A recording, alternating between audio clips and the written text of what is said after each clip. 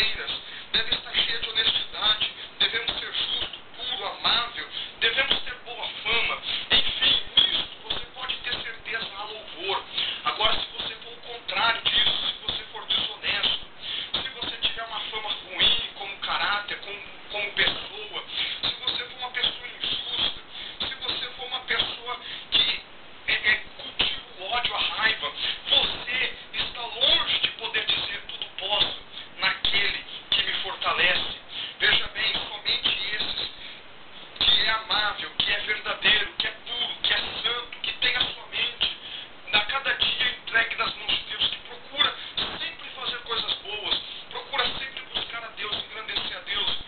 Você que segue o caminho de Filipenses capítulo 4, versículo 8, você está próximo de dizer que tudo você pode naquele que te fortalece. Eu quero ler agora